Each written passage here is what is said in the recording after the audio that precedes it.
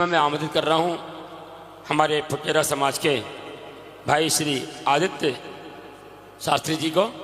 पधारें आज के इस मंगलमय अवसर पर, आप भी गुरुवाणी से हमें लाभान्वित करें।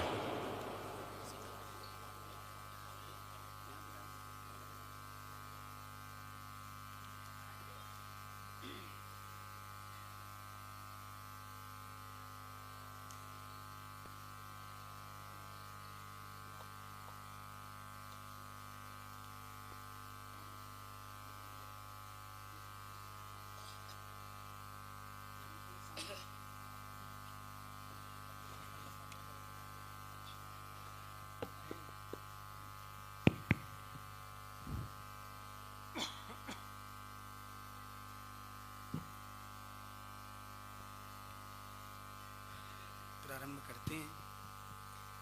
मंगलाचरण के लिए सभी हाथ जोड़ लें। ओम नमः सिद्धम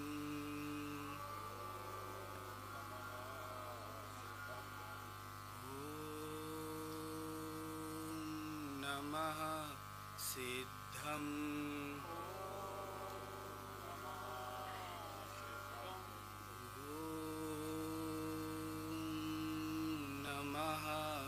सिद्धम नमो अरिहंताणं नमो सिद्धाणं नमो आयर्याणं नमो अध्यायाणं नमो लोये सविसाऊणं त्वं च नन्दयानन्दमौ चेयनिनन्दसहाौ परमतत्त्वपदविन्दपौ नमियो सिद्धिशुभाौ गुरुवेश्यु गुपतिरुई गुपतिन्यानि सहकार तारण तरण समर्थ मुनि गुरु संसार निवार धम्म जूतौ जिनवर हम अर्थति अर्थ ही जोय भय विनाश भविजे मुमन ममल ज्ञान पर लोय। देव को, गुरु को, धर्म को, शास्त्री जी को बारंबार नमस्कार हो। हमारी फुटेरा की समाज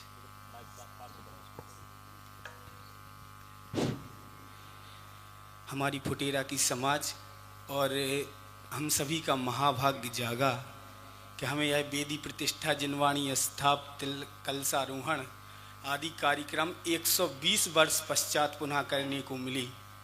मतलब अगर 120 वर्ष के टाइम के पीरियड को देखा जाए तो हमारे ऊपर की जो एक पीढ़ी रही है ना, उनको ये मौका मिला।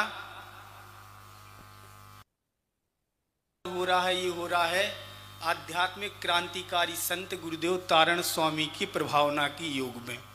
मैंने इस बात पर थोड़ा सा विचार किया कि हम तारण स्वामी के अनुयायी क्यों कहलाते हैं और तारण स्वामी में आखिर ऐसी क्या विशेषता थी कि उनके 500 वर्ष बाद आज भी उनका ज्यों के त्यों वर्चस्व है। कुछ तो विशेष बात होगी भाई साहब। क्यों? क्या अक्सर करके हम ऐसा देखते कि कोई व्यक्ति होता है, यदि विशेषता होती है ज्यादा से ज्यादा 50 साल 100 साल, बस इससे ज्यादा किसी का महात्म जगत में देखा जाता। लेकिन आज 500 वर्ष बाद भी हम महात्म देख रहे हैं। कुछ तो आखिर बात होगी। और जब इस बात पर मैंने थोड़ा सा विचार किया तो मेरे को सबसे बड़ा जो पॉइंट मिला वो ये मिला कि तारण स्वामी जो थे आध्यात्मिक संत थे, जैन संत थे, लेकिन इन सब के साथ साथ एक तार्किक संत थे। क्या कहा? तार्किक संत थे। और इसका प्रैक्टिकल उदाहरण हमारे लिए इसमें मिलता है कि तारण स्वामी के जो 5.25 लाख शिष्य थे, 151 मंडल के आचार्य थे, उन शिष्यों में सिर्फ जैन धर्म के अनुयायी शिष्य नहीं थे। हमें मुसलमान भी देखने मिलेंगे, हरिजन भी देखने मिलेंगे, अन्य बहुत सारे धर्म के देखने मिलेंगे तारण स्वामी के अनुयायियों की लिस्ट में। इसका मतलब यह है कि उन व्यक्तियों ने तारण स्वामी की बात सुनी और तारण स्वामी की बात उन्हें इतनी तर्क संगत लगी, इतनी अच्छी लगी कि उस बात को सुनकर के वे अपने आप को तारण स्वामी का अनुयायी कहलाने में गौरवान्वित अनुभव करने लगी।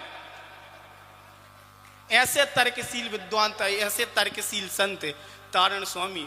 उनके द्वारा वैसे तो अनेक सिद्धांत बतलाए गए हैं और प्रत्येक तारणपंथी जो अपने आप को तारणपंथी कहते हैं, सबको कम से कम 14 ग्रंथों का तो अर्थ समझते हुए अध्ययन अवश्य ही करना चाहिए।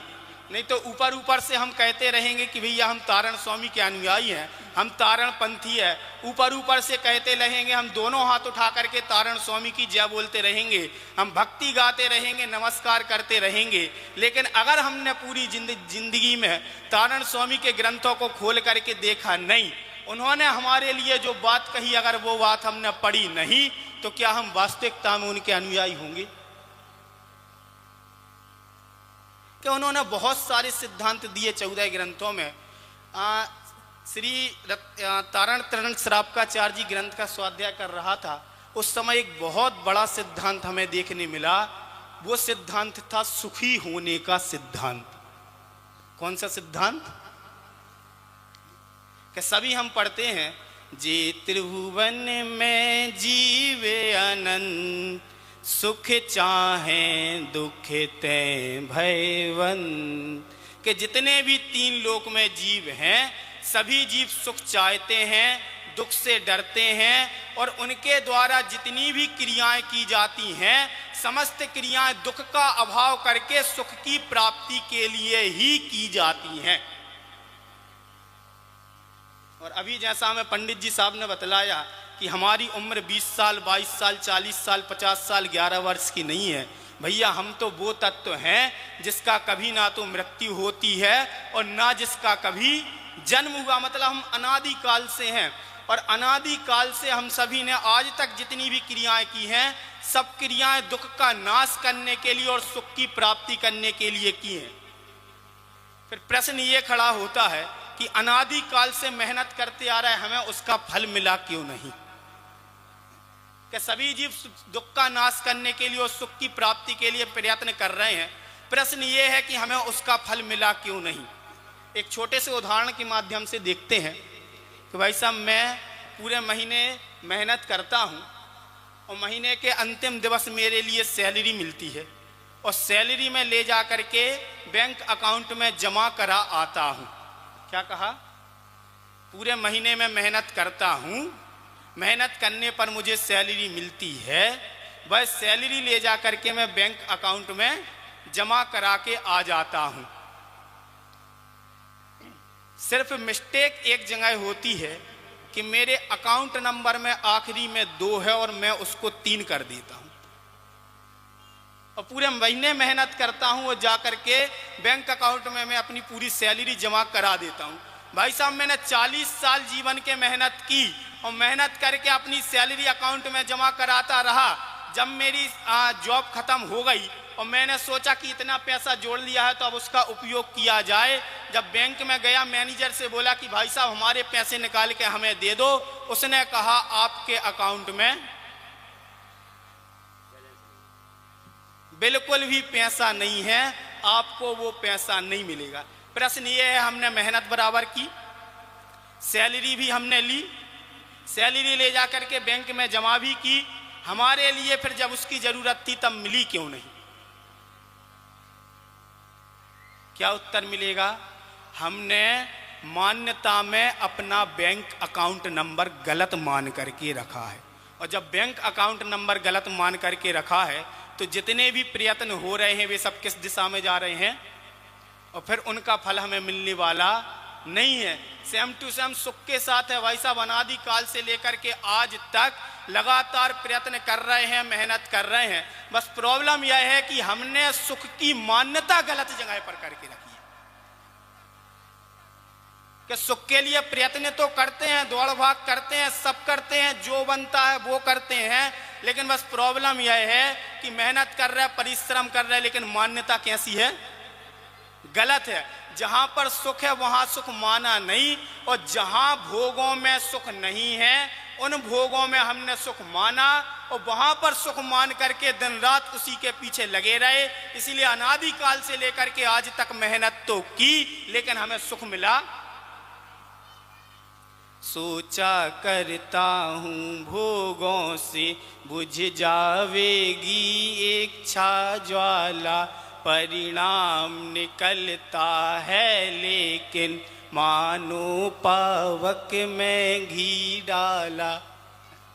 कि भाई साहब एक नगर सेठ थे, और नगर सेठ नहीं जिला के सेठ थे, और उनके घर में एक बार आग लग गई।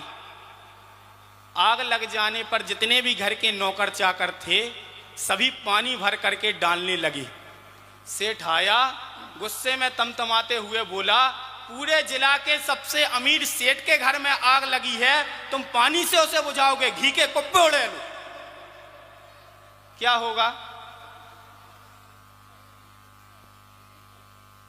मानो पावक में कि भैया वो आग बुझने की बजाय दुगने वेग के साथ और बढ़ जाएगी। इसी प्रकार हम इच्छाओं की पूर्ति विषय भोग से करके मानते हैं कि हम सुखी हो जाएंगे। सुखी तो होते नहीं, वहां तक पहुंचते हैं, फिर एक नई इच्छा खड़ी होती है, वहां पर पहुंचते हैं, फिर एक नई इच्छा खड़ी होती, वहां पर पहुंचते फिर एक नई इच्छा खड़ी होती, और इच्छाओं की कभी भी समाप्ति होती। कि भाई साहब हमारे पास जब रहने को कुछ नहीं था तब विचार चलता था कि बस एक कैसी भी टूटी फूटी झोपड़ी मिल जाए, अपना तो जीवन का गुजारा हो जाए। झोपड़ी मिल गई तो पक्का ना सही कच्चा मकान तो कम से कम होना चाहिए ना। अब कच्चा मकान बन गया, फिर कच्चे मकान में गुजारा नहीं होता, कम से कम पक्का मकान तो होना ही चाहिए। पक्का मकान बन गया तो एक मंजिल में अच्छा नहीं लगता, 2 मंजिल होना चाहिए, फिर 2 में अच्छा नहीं लगता 3 होना चाहिए, फिर मजा नहीं आ रहा अलग से एक सेपरेट बंगला चाहिए, फिर एक बंगले से काम नहीं चल रहा फार्म हाउस चाहिए। इच्छाएं निरंतर। और इसका एक प्रैक्टिकल उदाहरण आपको दूं, दुनिया का सबसे अमीर आदमी कौन है? सभी ने नाम सुना होगा, एलन मस्क। वो दुनिया का कौन है? सबसे अमीर आदमी। भाई साहब पृथ्वी ग्रह पर सबसे अमीर आदमी बन गए हैं, अब वो मंगल ग्रह पर एक सोसाइटी बसाने की सोच रहे हैं, क्योंकि पृथ्वी का सबसे अमीर आदमी बनने के बाद भी उनके मन को तृप्ति हुई। प्रैक्टिकल उदाहरण है। और ऐसे एक नहीं, ऐसे हमारी लाइफ में अनेकों अनेकों प्रकार के उदाहरण हमें देखने के लिए मिल जाएंगे कि भाई साहब पहले एक इच्छा होती, उसकी पूर्ति होती, दूसरी इच्छा आ जाती है, उसकी पूर्ति होती, तीसरी इच्छा आ जाती, और इच्छाएं कभी भी खत्म होती नहीं है। एक बहुत अच्छा श्लोक आता है, आसागरतः प्रति प्राणी यस्मिन् विश्वमणुपमं कस्य किं कियदायाति वृथा भो विषयहि सिता। कि प्रत्येक जीव का आशा रूपी गड्ढा इतना बड़ा है कि एक जीव के आशा रूपी गड्ढे को भरने के लिए अनंत 3 लोक चाहिए। मतलब एक जीव के आशा रूपी गड्ढे में वह 3 लोक एक अणु के समान दिखाई देता है। कि एक जीव का आशा रूपी गड्ढा भरने के लिए चाहिए अनंत 3 लोक, और वस्तु व्यवस्था ऐसी है कि 3 लोक तो एक ही हैं और जीव कितने हैं? अनंत हैं। किस किस को कितना कितना मिलेगा? आशाओं की कभी पूर्ति होने वाली नहीं, विषय भोगों से कभी भी सुख मिलने वाला नहीं। हमें लगता है कि भाई साहब गुलाब जामुन बहुत टेस्टी होती, गुलाब जामुन खाने से हम क्या हो जाएंगे? सुखी हो जाएंगे, मजा आ जाएगा। अगर गुलाब जामुन खाने में मजा आता है तो वह मजा जुखाम के मरीज को भी आना चाहिए। वह मजा 10 गुलाब जामुन खाने के बाद 11वीं गुलाब जामुन खाते वक्त भी आना चाहिए। लेकिन ऐसा होता कि भाई साहब पहला गुलाब जामुन तो बहुत टेस्टी लगता है, लेकिन जैसे ही खाते खाते 11वें पर पहुंचते हैं क्या होता है? बस भाई साहब अब और नहीं। क्यों? कि विषयों में वास्तविकता में सुख है नहीं। और ये सबसे बड़ी प्रैक्टिकल बात है, जो जीव ऐसा मानते हैं कि विषयों से ही सुख होता है, उन जीवों की मान्यता में सिद्ध भगवान सुखी नहीं है। क्या कहा? जो जीव ऐसा मानते हैं कि विषयों से सुख होता है, उन जीवों की मान्यता में सिद्ध भगवान सुखी नहीं, क्योंकि सिद्ध भगवान के पास विषय भोग बिल्कुल भी, वे कितने विषयों का भोग कर रहे हैं, एक का भी भोग नहीं कर रहे। अब अगर हम ऐसा मानते हैं कि हम विषयों का भोग करने से सुखी हो जाते हैं, तो हम सिद्ध भगवान के सुख गुण पर प्रश्न चिन्ह खड़ा कर रहे हैं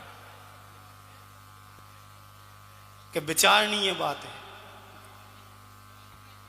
कि भैया बाह्य में कितने भी विषय भोग मिल जाएं, कितनी भी संपदा हो जाए। एक बहुत अच्छा उदाहरण आता है, एलन मस्क को छोड़ दो, चक्रवर्ती को सभी जानते हैं। चक्रवर्ती मतलब 6 खंड का अधिपति। दूसरे शब्दों में कहें, वह मनुष्य जिसके पास सबसे ज्यादा संपत्ति होती है। क्या कहा? वह मनुष्य जिसके पास सबसे ज्यादा संपत्ति होती है। उदाहरण आते हैं ग्रंथों में ऐसे अनेक प्रकार के। एक उदाहरण आता है, एक चक्रवर्ती थे, 6 खंड के अधिपति थे। उनको जिज्ञासा हुई कि भैया जब ये हमारे जो दास हैं ये देव नंदीश्वर द्वीप जा सकते हैं, तो मैं क्यों नहीं मानुषोत्तर पर्वत को क्रॉस करके जा सकता।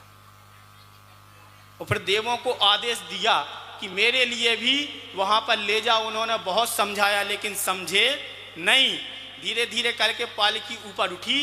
देवों का एक नियम होता है कि अंतर मुहूर्त से अधिक वे अपने देवियों से दूर नहीं रह सकते। एक एक करके सारे देव चले गए। पालकी धड़ाम से नीचे गिरी। चक्रवर्ती, मनुष्यों में जिसके पास सबसे ज्यादा वैभव है, उस चक्रवर्ती की भी इच्छाएं समाप्त नहीं हुई। वह इतने विषय भोग उस चक्रवर्ती को भी सुखी करने में समर्थ नहीं हुए। और हम सोचते हैं कि हम विषयों का सेवन करके हम बाह्य की अनेक प्रकार की सामग्री जुटा करके क्या हो जाएंगे, सुखी हो जाएंगे। कि भाई साहब हमने पूरे जीवन भर मेहनत की, पूरे जीवन भर बहुत कमाया, अंतिम समय जब आया भोगने का हो गई शुगर। विषय भोग ज्यों के त्यों रखे।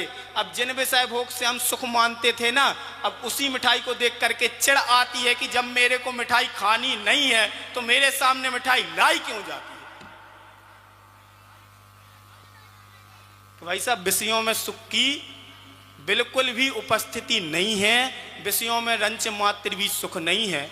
सुख जो विषयों में मानते हैं वे निरंतर विषयों को ही जुटाने में लगे रहते हैं, और विषयों को जुटाने में लगे रहते हैं सो उनके जुटाने में निरंतर दुखी होते ही हैं। उन विषयों के मिलने पर, विषय मतलब भोग सामग्री, कि उस भोग सामग्री के मिलने पर फिर नई इच्छा खड़ी होती है, फिर एक नया दुख खड़ा हो जाता है। इस प्रकार अनादि काल से इस जीव की विषयों में सुख की कल्पना होने के कारण, भोग सामग्री में सुख की कल्पना होने के कारण प्रयत्न करता है सुख की प्राप्ति के लिए। मान्यता उल्टी होने के कारण प्राप्त करता है निरंतर दुख। कि भाई साहब जिनके 6 खंड का वैभव है, ऐसे चक्रवर्ती के भी यदि संतुष्टि नहीं तो वह दुखी। और एक बहुत अच्छा भजन आता है, चिन्ह मूरत द्रगधारी की मोह रीति लगत है अटापटी। उसमें बीच में एक पंक्ति आती है, बाहर नारकी कृत दुख भोगे, अंतर सुख रस गटा गटी। कि बाहर में नरक अवस्था है और बाहर में नारकी कृत दुखों को भोग रहे हैं, फिर भी यदि भोग में सुख दुख की कल्पना नहीं है, उन्होंने अपने स्वभाव को जाना है, तो उस नरक में रहते हुए भी वे कैसे हैं। और जिनके विषयों में सुख की कल्पना रखी हुई है, वे देव भी कि देवगति में चले गए, जहां पर भोग सामग्री की प्रबलता है, जहां पर बहुत भोग सामग्री है, ऐसी ऐसी भोग सामग्री कि ना तो आतंकित है, ना कम होने वाली है, और बहुत लंबे टाइम तक रहने वाली है। ऐसी भोग सामग्री मिलने पर भी अगर वास्तविकता नहीं जानी तो क्या रहते हैं, दुखी ही रहते हैं। पंक्तियां सभी पढ़ते हैं, जो विमान वासी हूँ ठाय, सम्यक दर्शन बिन दुख पाए, तह तय चय थावर तन धरे, यो परिवर्तन पूरे करे। कि भाई साहब देव हो गए, मनुष्यों में चक्रवर्ती हो गए, बहुत संपदा जोड़ ली, बहुत भोग सामग्री हो गई, इसके बाद भी यदि आपके संतुष्टि नहीं है, आपके अगर भोग सामग्री में ही सुख की कल्पना पड़ी हुई है, तो आप कभी भी सुखी होने वाले नहीं हो, वह आपका दुख निरंतर ही बढ़ता जाएगा। और अगर हमारे लिए सुखी होना है तो सबसे पहले आवश्यक है कि हमने जहाँ पर सुख मान करके रखा है उसमें सुख नहीं है, ऐसा स्वीकार करें। इसके पश्चात वास्तविक सुख कहाँ है इसकी खोज करें। इसकी खोज हेतु हमारे लिए खोज करके श्री गुरुदेव तारण मंडलाचार्य जी महाराज 14 ग्रंथों में सुख कहाँ है इसकी खोज करके रख गए हैं। बस हमें उनको पढ़ना है, पढ़ करके समझना है, उसको जीवन में उतारना है। हम सभी भी तारण स्वामी के द्वारा बताए गए सिद्धांतों को पढ़ें, समझें और अपने जीवन में उतार करके अनंत सुखी हों, सिद्ध परमात्मा पद को प्राप्त करें। इसी भावना के साथ बोलिए जिनवाणी मातेश्वरी की जय हो। हम सभी अभी हमारे भाई फुटेराही की नगर के ही हैं, पंडित श्री आदित्य शास्त्री जी, जो संसार के स्वरूप का